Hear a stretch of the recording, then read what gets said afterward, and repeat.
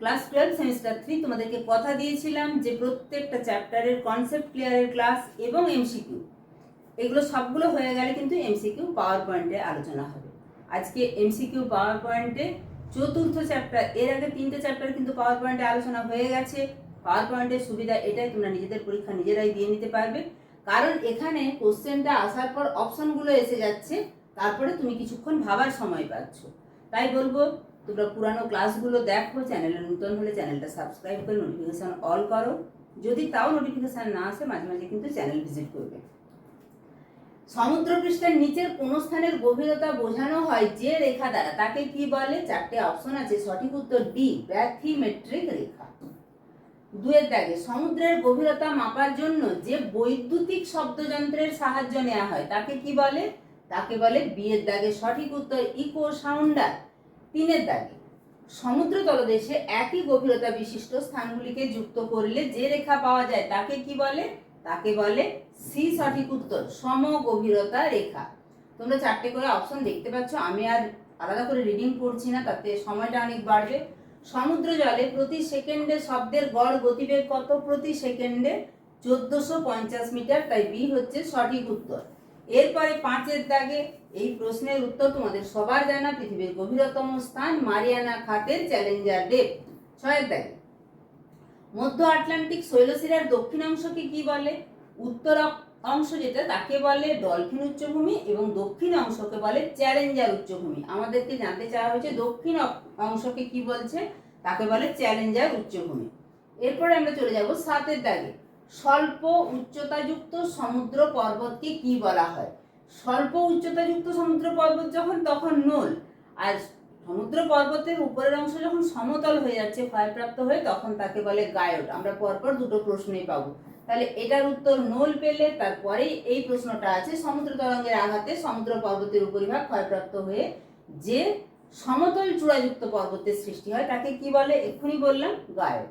9 দাগে পৃথিবীর সর্বাধিক উষ্ণতম মহাসাগর কোনটি? উষ্ণতম আটলান্টিক, গভীরতম প্রশান্ত, লবণাক্ততম সেটা হচ্ছে আমরা সবাই জানি যে আটলান্টিক মহাসাগর। তাহলে এখানে পৃথিবীর সর্বাধিক উষ্ণতম মহাসাগর চেয়েছে, সেটা হচ্ছে ভারত মহাসাগর। যেটা বলছিলাম সর্বাধিক লবণাক্ততম, সেটাই কিন্তু আমি পরের কোশ্চেনে দিয়ে রেখেছি। সর্বাধিক লবণাক্ত মহাসাগর কোনটি? আটলান্টিক। 11 দাগে খনিজ উপকরণের পরিমাণ সব থেকে বেশি থাকে ও নরম প্লাস্টিকের মতো হয়। এখানে যে অপশনগুলো আছে সেটা বলছি না, এর মধ্যে যেটা সঠিক উত্তর সেটা হচ্ছে লাল কর্দমে। 12 দাগে নেকটন জাতীয় প্রাণীর উদাহরণ, মাছ না অক্টোপাস না হাঙর না উপরের সবকটি? নেকটন জাতীয় প্রাণী, তোমাদেরকে নেকটন জানতে হবে, বেন্থস জানতে হবে, এখানে কিন্তু উপরের সবকটি। এরপরে চলে যাব 13 দাগে শূন্যস্থান পূরণ। ড্যাশ সমুদ্র অঞ্চলে ক্ষুদ্র চিংড়ি জাতীয় এক প্রকার প্রাণীর নাম। এই চিংড়ি জাতীয় এক প্রকার প্রাণীর নাম ক্রিল বলে, কিন্তু ক্রিল সব জায়গাটাতেই দেয়া আছে। এখানে যেটা সঠিক উত্তর সেটা হচ্ছে মেরু অঞ্চলে, তার মানে এখানে ডিটা হবে সঠিক উত্তর। মেরু সমুদ্র অঞ্চলে ক্ষুদ্র চিংড়ি জাতীয় এক প্রকার প্রাণী হচ্ছে ক্রিল। পৃথিবীর গভীরতম সমুদ্র খাত ড্যাশের গভীরতম অংশ ড্যাশ। পৃথিবীর গভীরতম সমুদ্র খাত আমরা জানি মারিয়ানা খাত, এবং তার যে গভীরতম অংশ সেটা হচ্ছে চ্যালেঞ্জার ডেপ, তাহলে সি হচ্ছে সঠিক উত্তর। এরপরে প্রশান্ত মহাসাগরে আবিষ্কৃত সমুদ্র খাতের সংখ্যা কটি? 32টি, সি সঠিক উত্তর। এরপরে আমরা চলে যাব নিচের স্তম্ভটি সঠিকভাবে মেলাও।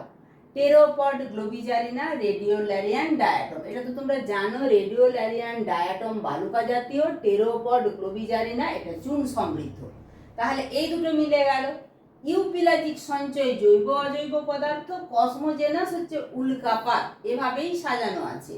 তাহলে যেভাবে আমি তোমাদেরকে মিলিয়ে দিলাম তাতে সঠিক উত্তর দাঁড়ালো এ এর সাথে 3, বি এর সাথে 1, সি এর সাথে 4, ডি এর সাথে 2। এরপরে চলে যাব ডায়াগ্রাম বা চার্ট ভিত্তিক প্রশ্ন। এই চিহ্নিত যে ভূমিরূপ তার নাম কি? অপশন দেখো, এখানে আগেই এই প্রশ্নটা এসেছে তাই আমি আর নতুন করে বলছি না। ক্ষয় পেয়েছে পর্বতের উপরিভাগটা সমুদ্র তরঙ্গের আঘাতে, সেটি হচ্ছে গায়ট। এরপরে 18 দাগে, 18 দাগেও ডায়াগ্রাম বা চার্ট ভিত্তিক প্রশ্ন। এখানে একটি জিজ্ঞাসা চিহ্ন দেওয়া আছে, এটি কি? দেখি প্রশ্নটা কি আছে, সরি অপশনগুলো কি আছে।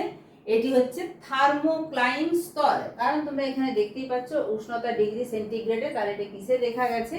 থার্মোক্লাইন স্তরে। এরপরে চলে যাব 19-এর দাগে, সঠিক ক্রমটি নির্ণয় করো। স্থল বেষ্টিত হ্রদের লবণতার বিচারে সঠিক ক্রম যদি আমরা দেখি তাহলে লবণতার বিচারে মরুসাগর, তারপরে ভ্যানহ্রদ, তারপরে হচ্ছে কৃষ্ণ সাগর।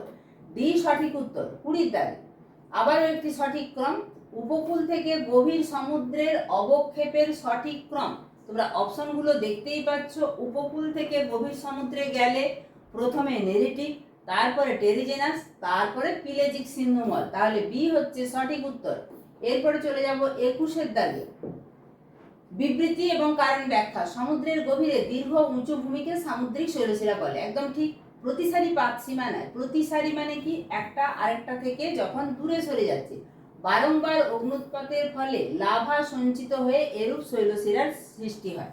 দুটোই ঠিক, তাই সঠিক উত্তর হচ্ছে ডি এর টি। এ আর দুটোই ঠিক এবং আর হচ্ছে এর সঠিক ব্যাখ্যা। এরপরে চলে যাব 22-এর দাগে, কোনটি সত্য কোনটি মিথ্যা নির্বাচন করো। ভারত মহাসাগরের বৃহত্তম বেসিন হলো ইন্দো অস্ট্রেলিয়ান বেসিন, ঠিক।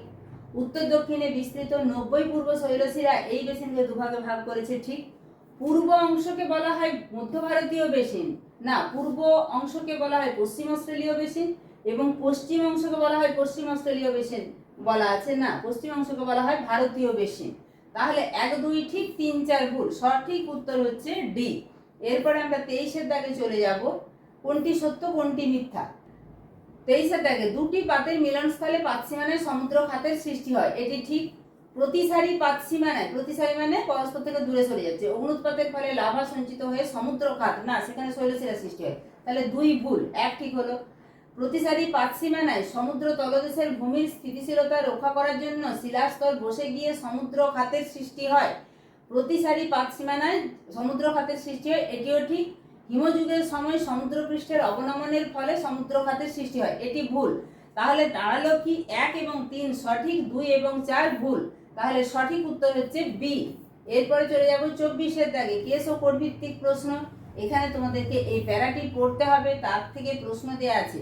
ভূমধ্যসাগর এবং আটলান্টিক মহাসাগরকে যুক্ত করেছে, এখানে লেখাই আছে জিব্রাল্টার প্রণালী, তাই সঠিক উত্তর এ। এরপরে পরের প্রশ্ন 25, এটি লাস্ট প্রশ্ন। এখানে একটি প্যারাগ্রাফ তোলা আছে, সেখান থেকে একটি এমসিকিউ দেয়া আছে। সবুজ কর্দমের সঞ্চয় সব থেকে বেশি দেখা যায় নদীর মোহনা থেকে দূরবর্তী অঞ্চলে। এখানে কিন্তু এর মধ্যে নদীর মোহনা থেকে দূরে সবুজ কর্দমের সঞ্চয়ের পরিমাণ বেশি থাকে, প্যারাগ্রাফটার মধ্যেই উত্তর আছে। ফলে এখানে সি হচ্ছে সঠিক উত্তর। এভাবে কিন্তু তোমরা পাওয়ার পয়েন্টে যে আলোচনা করছি এর ভীষণ উপকারিতা আছে, প্রত্যেকটা ক্লাস দেখতে থাকো। এরপরে আরো যত পরীক্ষা এগিয়ে আসবে আরো বেশি বেশি করে পাওয়ার পয়েন্টে ক্লাস আসবে। তাই আবারও বলবো, চ্যানেলে নতুন হলে চ্যানেলটা সাবস্ক্রাইব করে রাখবে। গুরুত্বপূর্ণ এই তথ্যটা অবশ্যই বন্ধুদের মাঝে শেয়ার করে দিও যে এই চ্যানেল থেকে কিন্তু সমস্ত ধরনের ক্লাস দেওয়া হচ্ছে।